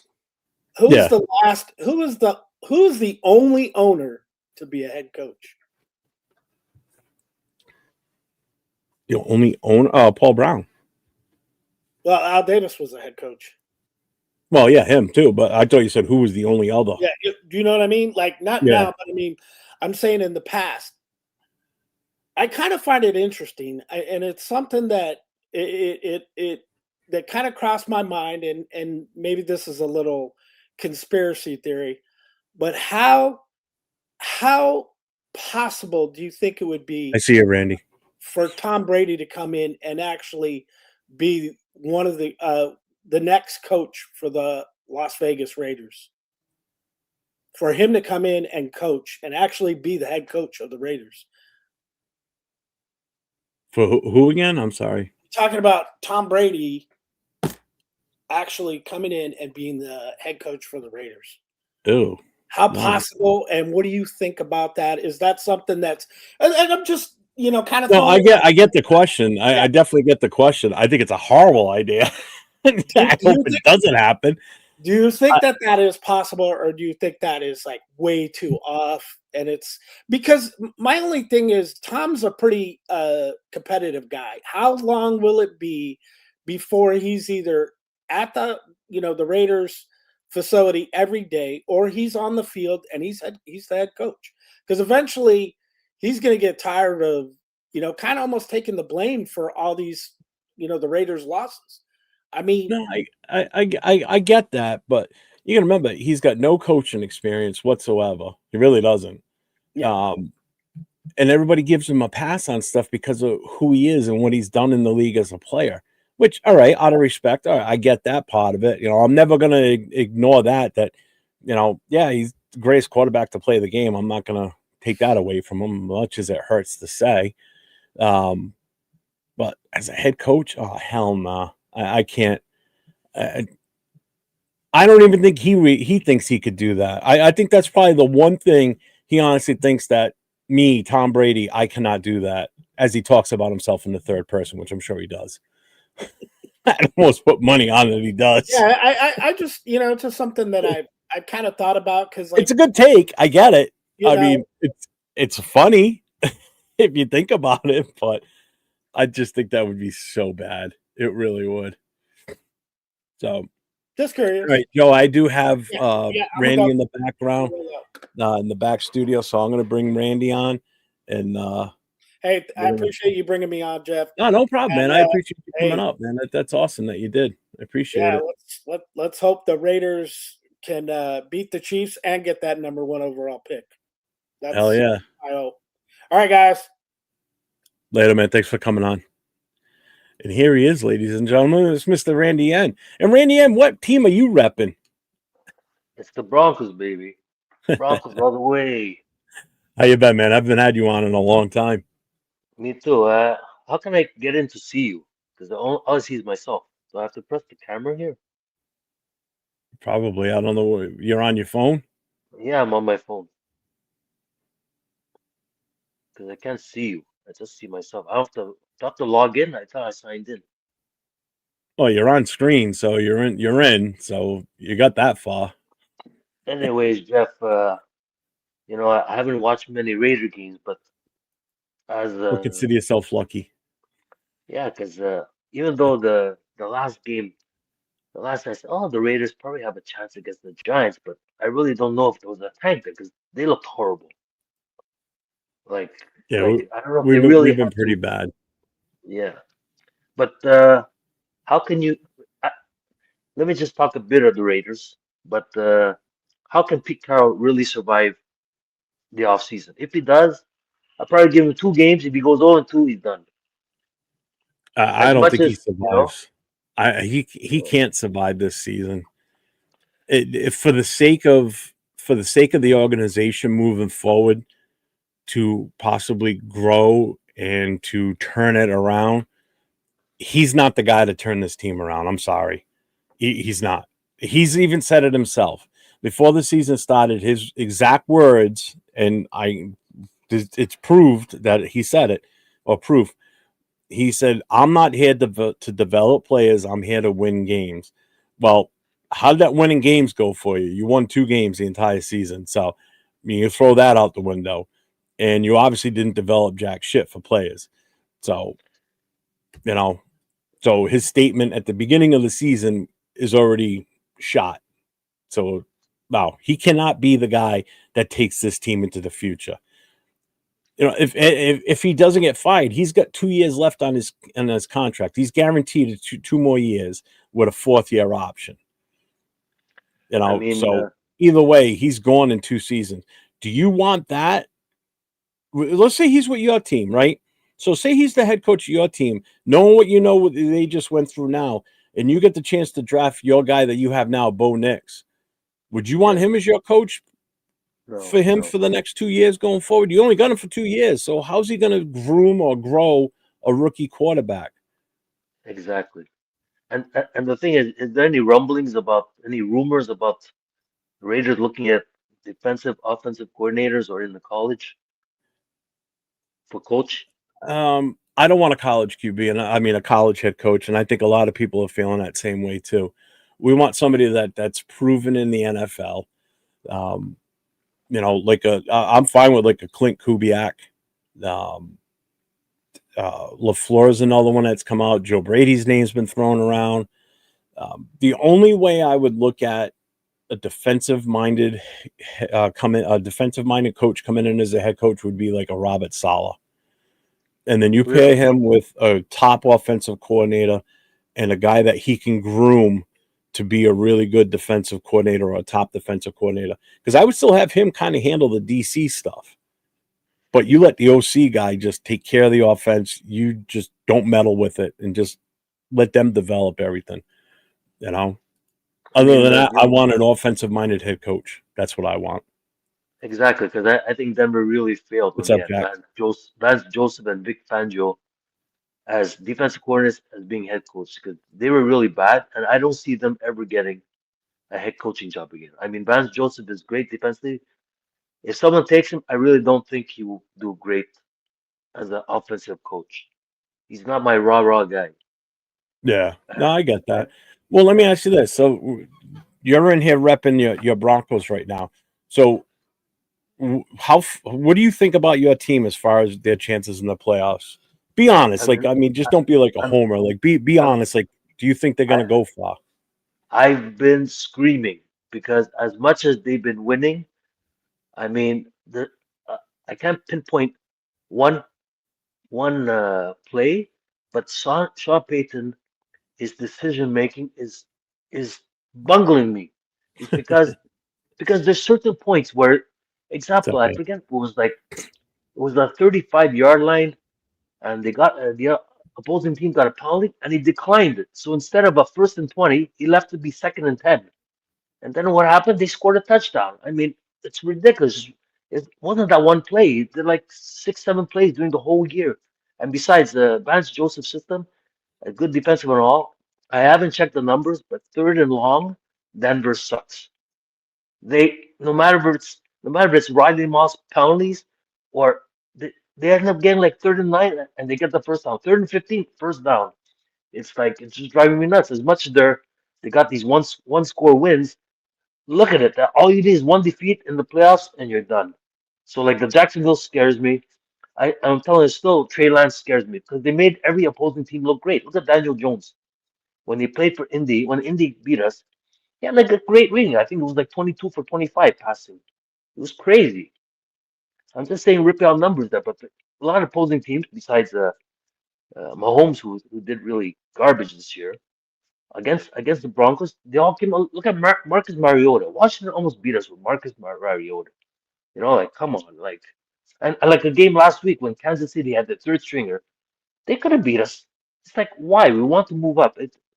As much confidence I have, it's gonna be a steal if we go that far.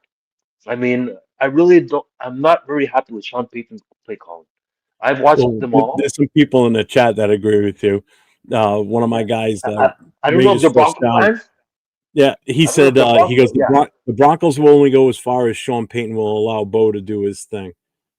But yeah, but he has bad play calling. I mean, I'm not Yeah, saying like like there's teams like Detroit. When that third and 5, okay, it's the 2 minutes left. He'll go pass it to the tight end, get that first down. Teams like Denver and other teams, was the last week, was it Cleveland? Cleveland against Pittsburgh. They had the ball, first and 10, second and 10, third and 10, run the ball, run the ball, run the. There goes Pittsburgh, have the chance, and they almost won. I wanted Pittsburgh to lose, thank God, but Cleveland almost dug their hole because a lot of teams, they just play safe. Like do a sweep. All you do is stutter, get that 1 yard to force them to take a timeout. Like some of these decision making, and I look mainly at the Broncos, guys. I'm looking at a lot of these one-score games. You want to be dominant. Maybe not every game, but like they've been so close in every game. They could have lost 3, 4 games. 13, yeah. 12-3 would have been exactly probably in the 9-6. I'm telling you, I just see 3 games, but come on, we stole some, but like I mean, you should dominate some teams with their third stringer. Casey had their third stringer. Why not beat them by 8?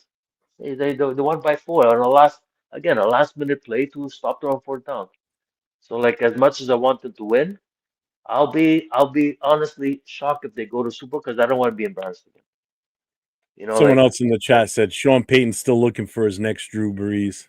oh my God, like it's because I talked to a New Orleans fan and like he freaks out when Sean Payton coaches this and I see it as a Bronx fan in this last 2 years. Like even last year we were close games, we lost, but like Bro Well, Hicks, I could see it.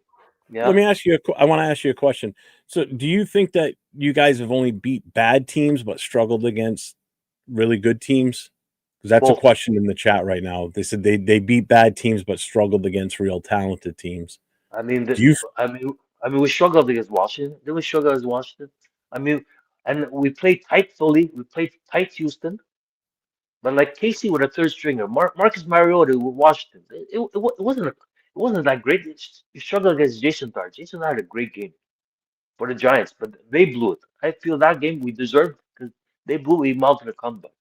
But to allow other teams to be that close to the last minute, okay, the defense saves you. I just feel like you said, playoffs. All it takes is one loss. No matter if you're first seed overall, Yep. you get one last game. You have to play great because Jacksonville scares me, and Buffalo still scares me. I'm telling you, but Jacksonville. I'm telling you, Jacksonville's a dark horse in all this. I'm kind of yeah, favoring more towards Jacksonville in the AFC, to be honest with you. I mean, The only thing I'm that like, would hurt if they get the number 1 seed, they're golden. As long as they don't have to go to New England in the cold or up into Buffalo. If they can avoid going either one of those, I think they're fine. And I think they would avoid the Buffalo thing, so they would still be able to host Buffalo and Jacksonville. but But in if they have to reality, go to New England, and even Denver, because Denver's what's the weather out there right now? You're in cold. actually, I'm from Canada. I'm a Broncos fan since all the way back in '83 when it always started. Oh, you're in Canada. Yeah, but I would love to go as a bucket list to go to Denver see a game, but it's cold up there. But look at Buffalo. Buffalo has those. I'm sure New England has the same thing. They have the fans. If they could shovel their stadium, they get their free seats or something. Like or they Oh, get their not free New bucks England. an hour. No, not New Not England. New England. No, New England fans are assholes. They ain't cleaning their own stadium. Hell no. Buffalo fans will, because Buffalo fans are awesome. I'm telling you. My New England fans, oh hell no, they ain't going and cleaning off their own stadium. No, Jeez. Oh man. absolutely not.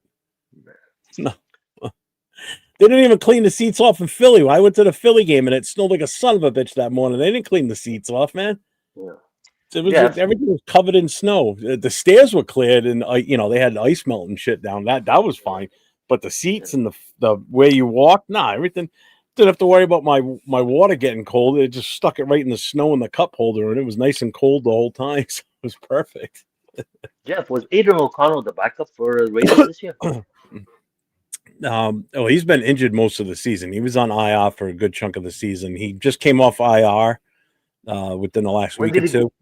When did he go in IR? It's gonna be him and Pickett playing quarterback this week, and they're gonna do like a mix up with the two.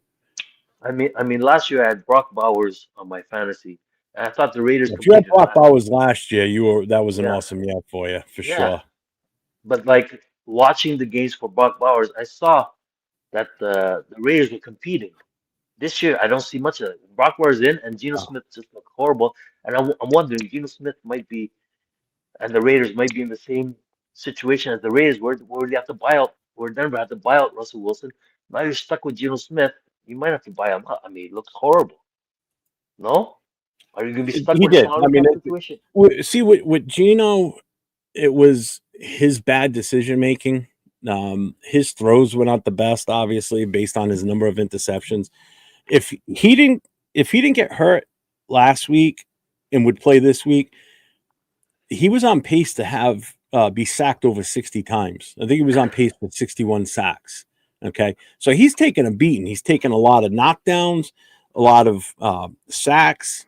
I think he was at 56 or 54 Yeah, by the end of last week's game. So he's taken a whooping this season. Okay, offensive line's been horrible, so that hasn't helped him. I mean, a lot of times he's handing the ball off to Genty, and a defender's in his face already.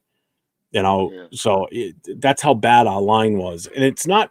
I don't think it's all on the talent on the line. It's the coaching. It's so much of the coaching. Granted, some of the talent's really rough. They're light in the ass. They get pushed around. No, but didn't you get rid of the offensive coordinator this year? Yeah, halfway through the season, they shit canned him, and Greg Olson took over the play calling, Yeah, yeah. and we didn't get much better. We got a little bit better, but nothing crazy better. So it just hasn't been a fun year. And everybody had these great aspirations that we were going to have a good year. I mean, some people had us winning 12 games in their predictions. I Wow. had us in the 8 to 9 range. Well, like I thought Geno Smith and like comparison to Sam Darnold, I said they'll probably do the same. I mean, they did great where they were. Like Geno did great in Seattle.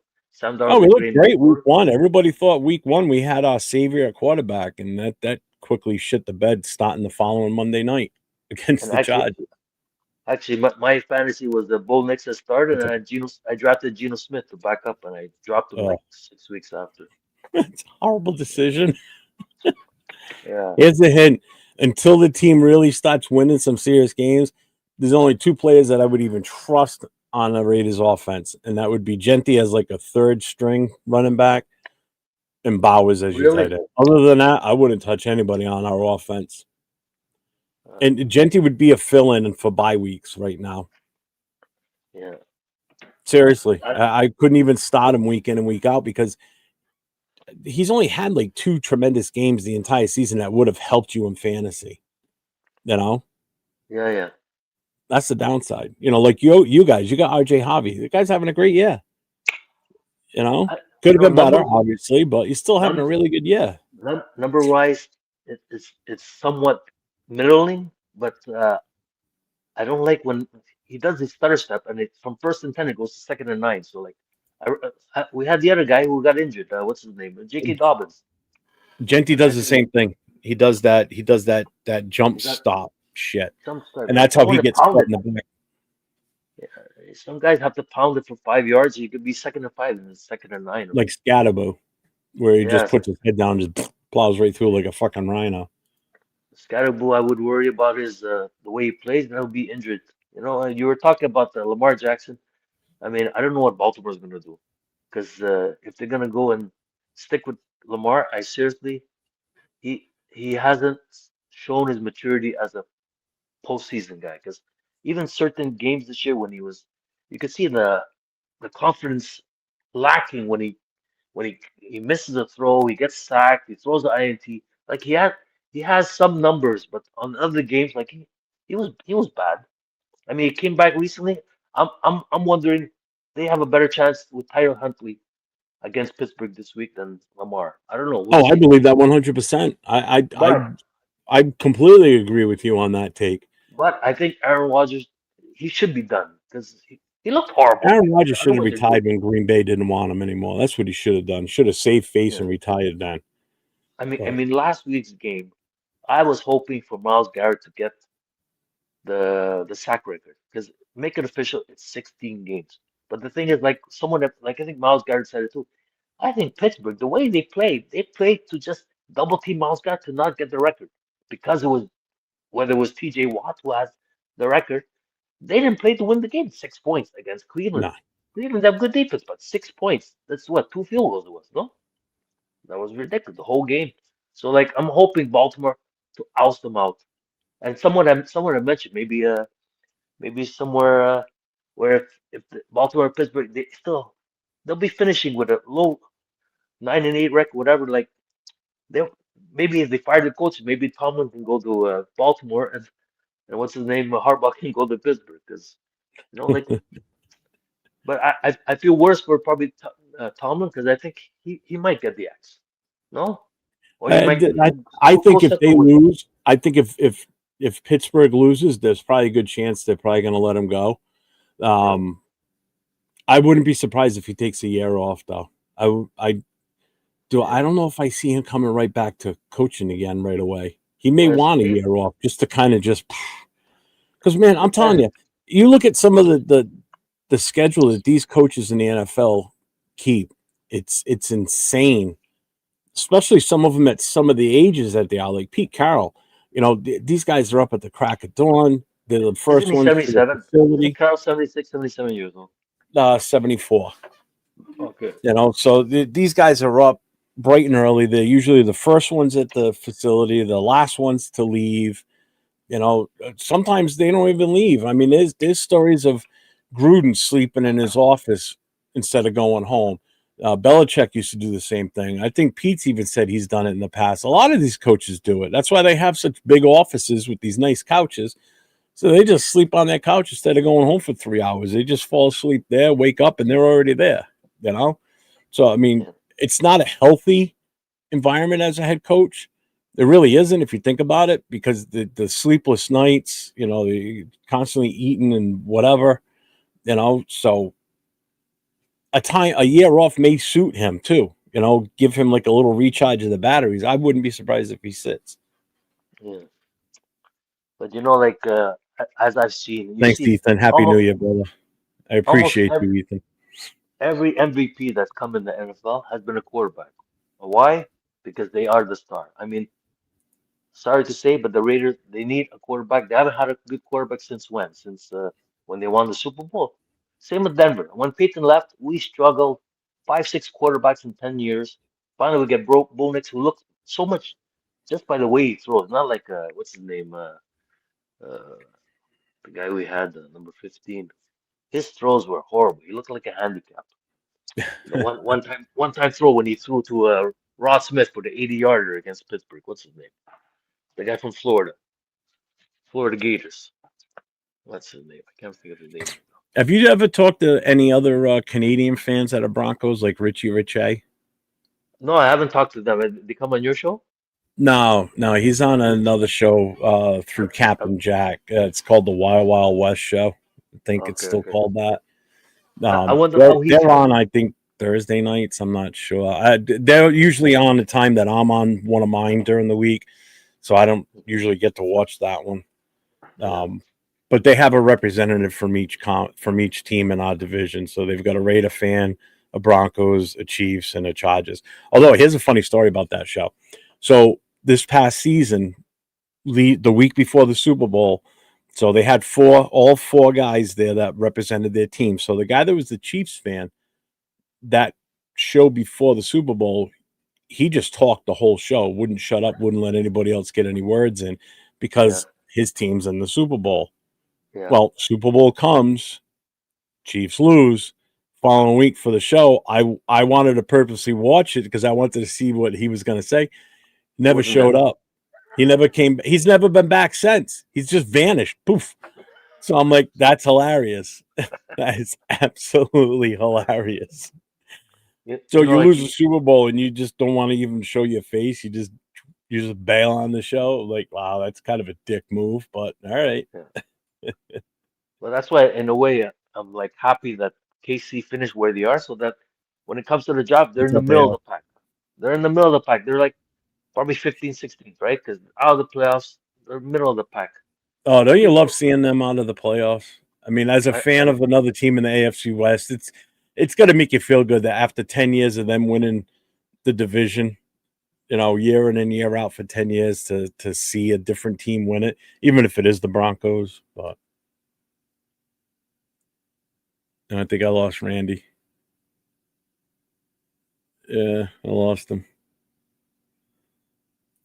Only other subscribers been there for years, so probably issues with others. What?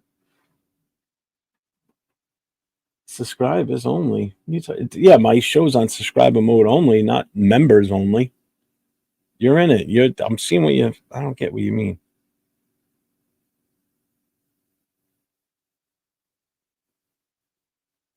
The Chargers have fans. Yeah, very few of them. Oh, dude, it's hilarious, Frank. The guy just never showed up again. Still to this day, you haven't seen him. You're definitely not going to see him now that the Chiefs didn't even make the playoffs. Yeah, let's put him backstage for now until his camera could. Yeah, he's gone. Nope. I'll go this way. Yeah, there we go. That works. Some lame Chiefs. Yeah, it is, seriously. What's up, Jay? This is my guy, Jay Raider from Just Raiders, baby. Make sure you check out his stuff. Jay's got a show. That's right. We're doing a show tomorrow, aren't we? Damn. I forgot about that. You just mentioned it the other night, too. I got to make sure my ass is up in time. Nah, no worries, Randy. I appreciate you coming on, man. You came on for the inaugural premiere show tonight, so I appreciate that. At least I got one fan of another team in here tonight, which was awesome. That's what I wanted. I was hoping at least one fan from another team was willing to come on and talk their team. So I appreciate that, Randy. And you're welcome back every Friday night if you want to come in, especially leading into the playoffs. So this is going to be fun. This is going to be good. So I appreciate everybody that's been here tonight, hanging out for the last hour and 45 minutes. We've had a steady 30 to 40 in the channels throughout the entire night. So this is awesome. I appreciate everybody being here. I know this is a little bit different format on Friday nights than what it has been. So I appreciate everybody kind of sticking with it and hanging in there. What's up, Elon? What's going on, my guy? Alex is here. What's up, Alex? Chief fans ever calling for Reed to be fired? Oh, I don't know. That would be funny. Let's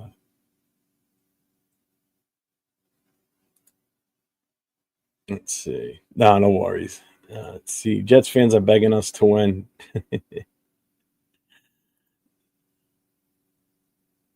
Now, again, Randy, you're more than welcome.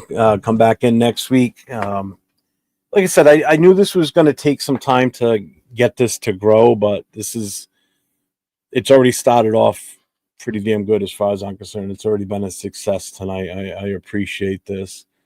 Thank you, Marcus. I trust me. I appreciate that. Coming from you, that means a lot. I want to get you on as a Titans fan. I was trying to reach out to you the other day. I actually sent a text to Bueno. If he had your number, I wanted to reach out to you. I wanted to get you to come on this show and talk about your Titans. I mean, you've been, everybody knows who you are in Raider Nation that do the YouTube thing. So you've got the utmost respect of every host that I've ever been on with, anybody in the chat. I would love to get you on this show, and you don't have to be on camera if you don't want to be on camera, but I want your voice to your team is what I really want to hear. I want to hear you talk about your team, because you always talk about the Raiders with us, and I appreciate that, and everybody else does too. That you have so much knowledge. You have more knowledge sometimes about the Raiders than some of our own fan base. Okay. And I think a lot of that obviously is from hanging around with us and being in the chat and such.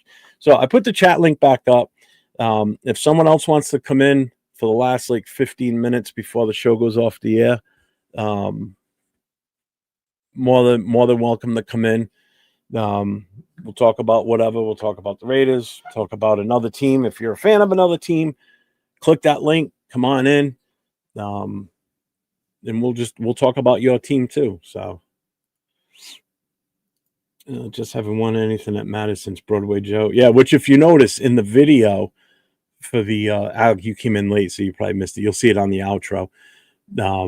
There's a little segment of Jets montage in there, and one of the one of one of the images in the video is a Jets fan. Oh God, what the hell does it say? I forgot what it says. I think it says something to the effect of "still waiting" or something like that, and it's got 69 as the number on the jersey, which was the last year that they actually did anything. But yeah, it's actually pretty funny. Even some of the Jets fans that are in the video too. My guy Dave did an awesome job putting that thing together. Yeah, so Marcus, man, one day I want your ass on here. I want to get you on screen and get you talking and see what you got to say about your team. You know, and if you want to talk Raiders, we'll talk Raiders too. I don't care. But I put the link up. It's open to anybody. If you want to come in for the last 15 minutes, please come on in. Giants on the game, but lost.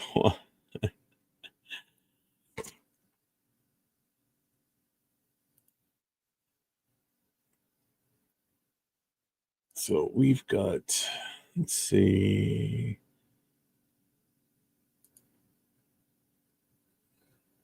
So to a reminder for everybody, tomorrow, 4:30 p.m.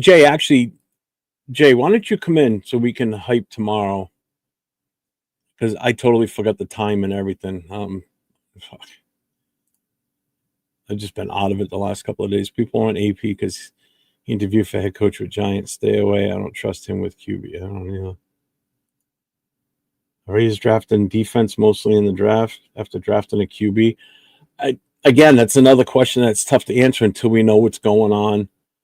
I don't know about that, Duncan. I haven't heard that. That's another question that's tough to answer until we know what is going on with the head coach. That's the toughest thing. You know, do we go offense? Do we go defense? What do we do? I was on live during the game. I didn't actually stream the game because you can't for legal reasons with the NFL and everything. That's why when I stream it, I have to listen to it in my earbud in my right ear so I can at least hear the game, so I can hear what's going on. So instead of muting my TV, I can at least still hear things. Well, we've got Jack Kenna in the house. Let me bring him up this way. Boop. What's up, Jack? Hey, what's up, Jeff? What's going on? No, Randy, actually, I'm going to be in Chicopee, Mass with my chapter. I'll be at the watch party on Sunday. The only way I wouldn't go on Sunday and would be here going live is if the weather turns shitty. But right now it's going to be sunny and cold, but no snow or rain. So do you know where you're, like, you know, the Broncos fan, like, you know, who's a Canadian guy? So Richie Richey is a Canadian guy. So I was kind of curious, like, you know, and like, you know, our Raider brother who just passed away this last year, like Gord Peterson, he was Canadian. So do you know where he's from? So I can pass it on. Okay. No idea. Next time you have him on, ask him. So I haven't seen him in, like, you know, the Broncos channels, like, you know, so you know, it'd be good to like connect them too. It's like, you know, connect anybody who's a football fan, have connections. You know, you can do lives together. It's like it makes it all fun, right? I hope you like, you know, doing this like with different teams and, you know, getting different perspectives. I like this. I like this a lot. So and I agree with you. Just real quick, I'm closing out the polls. So on the vertical poll, this is what the results were for it. So hey, cool Kev, my phone is charged, bro. This is a new phone. So these were the results. New phone. Hey, what's up, John? Are you done? I'm done. So Dumpster Fire wins with 34%. Rebuild mode is 26%. A, which is a contender, 23%. B got 17%, which was playoff team but flawed. A total of 47 votes on the vertical. So now I'm going to do the SoCal. I'm going to do the other one, which is the landscape. There it is. Yeah, I must have missed that poll. I came in kind of late. I was watching, like, the Bronco Buzz. So that's how it's going. Like, I came in from a Bronco show, like, watching your show. And that's like, I saw a Broncos host. So I'm like, that's why I had to ask, like, the MHRT network for him. I've never seen him before. So, and I think I know most of them. Like, you know your enemies, closer, you keep your friends close.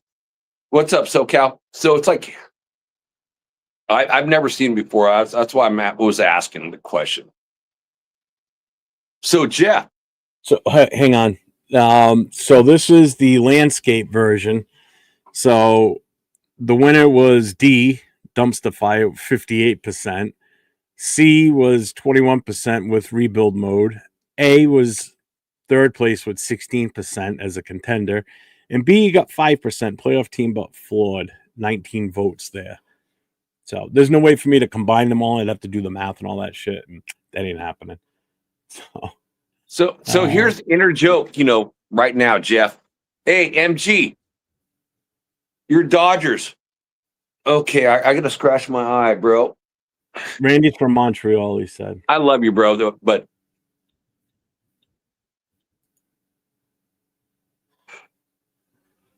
all right, so 10 a.m. So that's 1 o'clock my time. All right, so tomorrow morning, make sure you tune in to Just Raiders, baby. It's going to be myself and Raider Alex as the special guest on Jay's show tomorrow. Ooh, you got Raider Jay and I Alex are coming actually. in? Jay and I are. He's bringing me on because it's the 1 year anniversary from his first show, and I was his first guest a year ago. So I'll be on with him tomorrow at 1 o'clock in the afternoon tomorrow. Eastern time, 10 o'clock Pacific. So make sure you guys tune in. So be there, be square, and don't forget your underwear. If you guys have not seen Raider Alex, like, his takes are like super. They're so good. I've been watching him for years. He doesn't do a lot of live shows, so please watch that because he is that good. I wish he had his own show.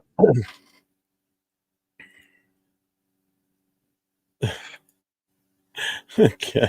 They're talking about you. Jack usually shows up with 10% left on his phone. Yeah, that was like Yeah, Jay, 3 or just 4 let you years know, ago. Jay, I'm getting off right at pretty much 11 o'clock on the dot. So I'm only going to make this like a 2-hour show. Tops, maybe. Hey, Jeff, that was like a long time ago. So all those guys you heard that from, they're like, old school good dudes. And, that was way back in the day. That's been like 3 or 4 years ago. Well, when your battery used to die all the time? Yeah, because my phone got old. Last year was happening just a few weeks ago before you got your new phone. I've had you on shows on Friday night where the phone shut off on you, or you just froze. You'd be like, no, seriously, not. It's like I do watch a lot of Raider shows, and you know that, bro. Just go black. No, I just cut myself off. No, good excuse. Nice cover. I just cut myself off. I just cut myself off, bro. No, this is like a new phone, so it's all good. Cool Cab is like, man, like MG Guerrero. It's like been what 6-7 years that we've been talking to each other in the chats. That's a long time. The only thing I just want to cover real quick. So tomorrow, Saturday, January 3rd, obviously the info I just gave you about Just Raiders baby show. But in the NFL tomorrow, 4:30 p.m. Eastern time on ABC is Carolina at Tampa Bay. Winner of that wins the NFC South and gets in the playoffs. So that's a big game. It's going to be a good game because they're both playing for something. So that's going to be a slobber knocker. And then at 8 o'clock tomorrow night is Seattle at San Fran. Okay. I may go live for that one. I don't know. I may go live tomorrow night to watch that game. Do it. So there's that game. And then on Sunday, all the other teams are playing. We are on at 4:25 p.m. Kansas City at Las Vegas. As far as games Sunday that matter for playoff spots, Baltimore and Pittsburgh have the Sunday night game. Winner of that wins the division. Loser out of the playoffs. So that's the way to end the season. That's for damn sure. Yeah, Baltimore looked good against Green Bay. Like, King Henry, like he rushed like a madman. He had what, 3 touchdowns in that game? I think. I'm not sure. I don't remember now. I don't think there's anything else here that Hey, has... SoCal, Sacktown. Hope you're doing well, brother. Love you. Let's see. It's been 6 years with Captain Jack, Cool Kev said. Yeah, Cool Kev's an old school boy. Hey, I don't look any different than that man right now. It's, being in California, it's cold. It's not like cold like, most of the country, but when you're a pussy Californian, when it gets below 50, you get cold. I'm Below sure 50, Jeff was like you making would snow survive angels in about- New England with You the would snow. survive about 5 seconds outside right now. It's like 12 degrees outside here, and that's not taken into consideration with the wind blowing in your face. So let's put it this way: when I go out for a cigarette, I open the slider, and if here's the wall, here's the door, my hand's sticking out like this with the cigarette, flicking it, pulled back, blowing it up because I'm not opening the door all the way because it's too goddamn cold out there. And if I'm saying it's cold, you know damn well you wouldn't last more than a couple of seconds out there. You'd be Right. like, "Screw this shit." Right. You and Richie Richey should have a competition. Who can make the longest snow angels like in the snow? You guys are like But in all the Northeast. He's gonna win that one. He's more used to that because it stays colder up there longer than it does around here. I will compete with you during the summer on where it gets hotter and nastier, and that's here versus you out there. Because Oh, you ain't I'll take you on. It gets up to like 112 to 117 degrees during the midsummer. Yeah, and how much Sacktown do you knows this. sweat? How much do you sweat? Well, we don't have the humidity like you guys. Bingo. You step outside when it's hot and humid here, it just take a wet towel or face cloth and put it over your mouth and try and breathe, because that's the same way. You just breathe it in. Just the atmosphere is just filled with moisture. It's just like it's horrible. It's horrible. Jeff in the chat, Randy, is that Randy that was on your show earlier? Yeah. No, it's Richie Richey. I don't have his MHRT own- Network, I have- which is I the have Broncos no network. idea. He doesn't have his own channel though, right? No, but it's like Richie Richey has his own channel. I don't even know. I've never subbed to it, so I have no idea. I don't know. Yeah. it. So Randy, as you being a Broncos fan, your Broncos network is MHRT Network, and it's like a great show. So it's like Broncos Buzz, and there's the Wild Wild West show, which I'm going to end up kicking myself off, and I'm going to turn it over to Natman or Raider Rebel, one of the two. So check out Richie Richey on the MHRT Network. So talk to other Broncos fans.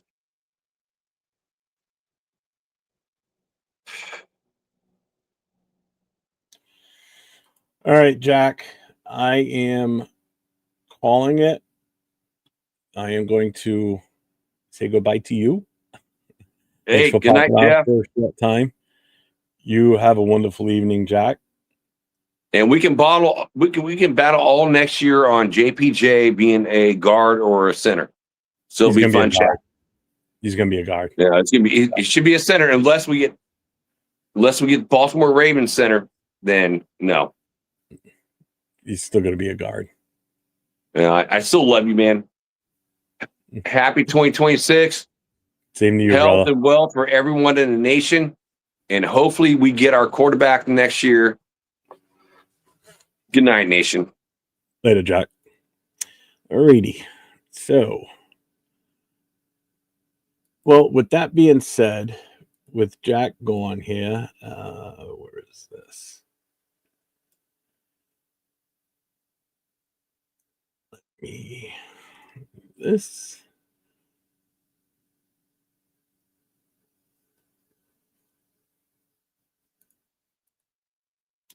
And just the final takes on everything here tonight. All right, cool, Randy. You just joined the MHRT network. Awesome. I just want to say thank you to everybody that was here tonight, that tuned in for the first time. I really appreciate everybody that was here. Chat was very active, which is awesome.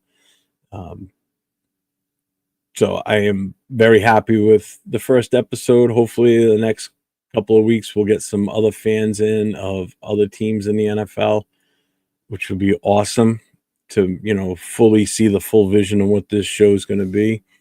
So just remember, this is No Huddle, and tonight proved why it works. We did have fans of every team. We had real football talk, no filters. If you missed your shot tonight, every Friday night, 9 p.m., bring your takes, support your team. Again, no timeouts, no excuses. So until next time, everybody, you all have a wonderful evening. Happy New Year to everybody out there. And again, stay safe. We're still going to end with Go Raiders, baby, because it's still Raider Nation.